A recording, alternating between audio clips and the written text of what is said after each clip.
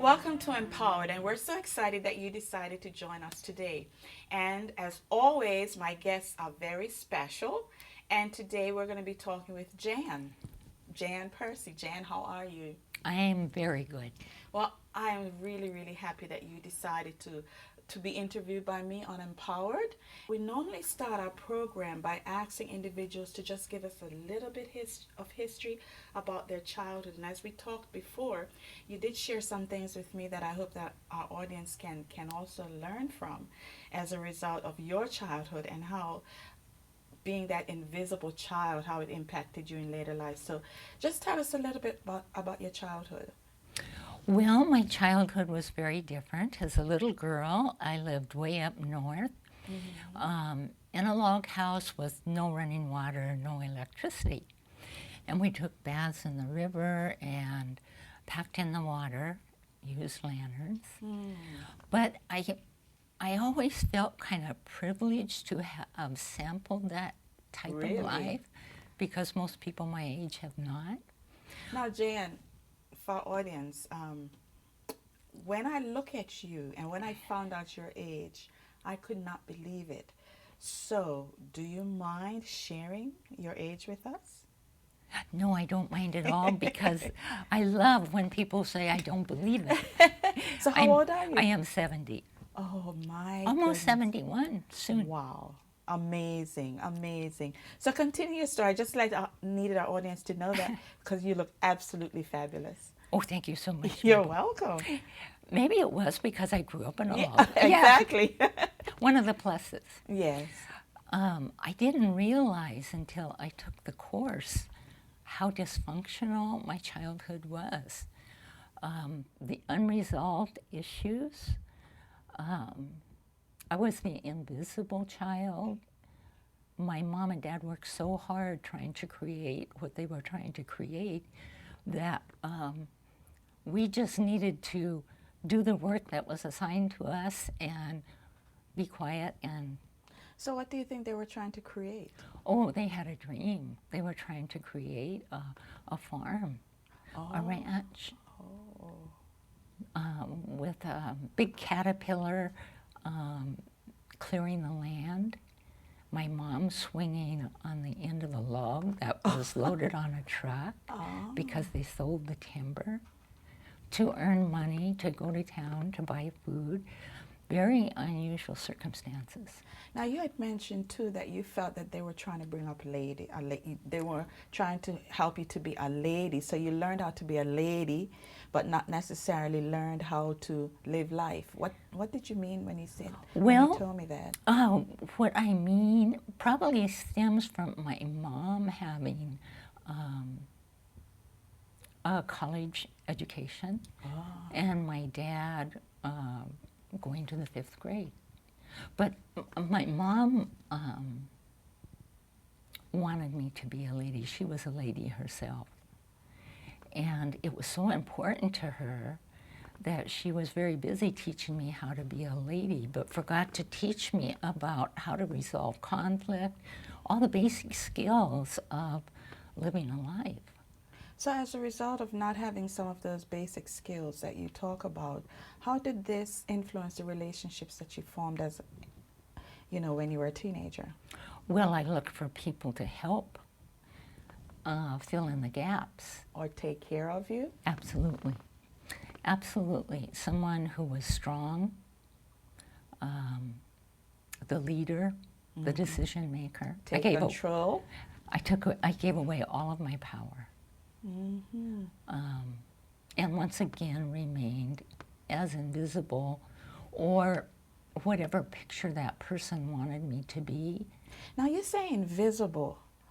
What do you mean when you say invisible? You refer to yourself as an invisible child. Did you have siblings?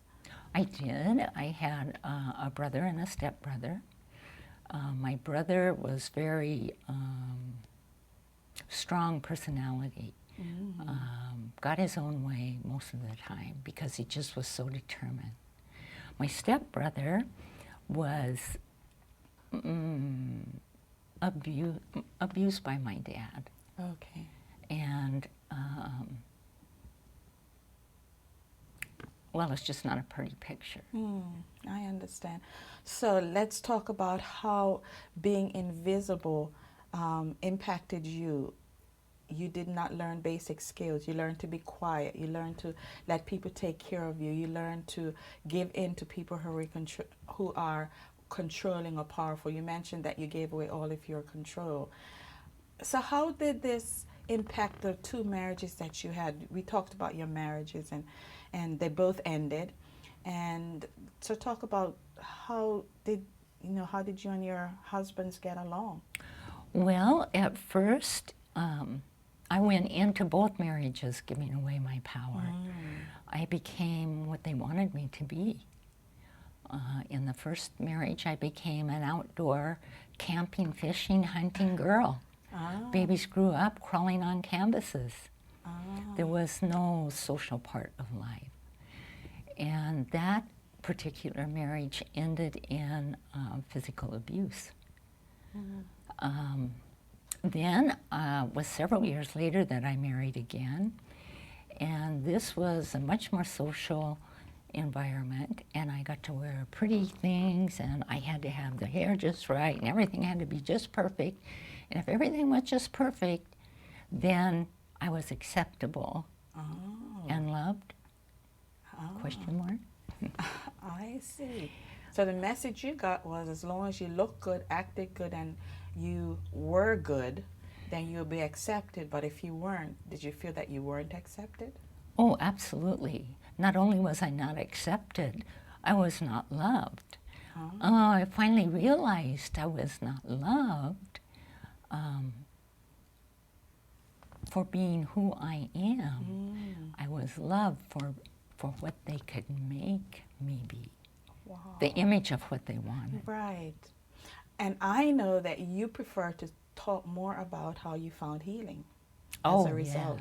Yes. You had, you mentioned that you grew up in a home where you were invisible. You didn't feel that you had much to say. You entered relationships or had relationships with your husbands that were abusive. But you have found healing, and I see this just beautiful, dynamic woman sitting in front of me, smiling, happy, excited about life. How did all of this happen? Oh, I tell you, Dr. Dunbar knows exactly how it happened because she has such a wonderful course. I remember one of the first things that she said is that she presents women with information that they really don't want to hear. And when you're on your face and you're just scraping yourself up, trying to function again, and somebody tells you, I have a course that will empower you, but you have to accept the fact that you have to look at yourself, look at unresolved issues in order to choose not to be a victim. That's a conscious choice that we're making. And so I was game for that because I had scraped myself up enough and put myself back together enough. I thought that I was ready to volunteer. I was pretty happy, and then I started going through the volunteers course that Dr. Dunbar offers. Man, I realized I'm not ready for volunteering. I need the healing course. And oh, it was such a blessing, such a blessing. So what did you learn? I know you entered into that 2-month program that the network offers, but what really impacted you to the point that you are the person you are today? What did you learn? The top priority is going through the class. I at first, or have always had, a deep religious faith and groundedness. But as I went through the class, that became an intimate relationship with God. Amen. Oh, it's just so beautiful. It makes me glow inside and out. That the Father is always there. He promises that He will not ever leave us, never abandon us. That's right. Ooh, what Amen. a blessing. He is this close all the time. Great. So when issues come up, all I have to do is turn to the Father. And then the course, is a toolbox full of things, some of them painful, that we don't want to confront. Yeah. But if you're serious, it can change your life. It can change your wanting to blame other people, wanting to look for somebody to be in charge, to you becoming a powerful woman with the fellowship of someone who is always right there. Wow, that's awesome, Jan. So as a result of this empowerment that you have gotten, what are you doing now? Well, it's taken me a while. You have been so gracious as to put up with my in and I'm out and I'm in and I'm out. But I'm ready at this point in time to take brochures and cards and spread the word of your network.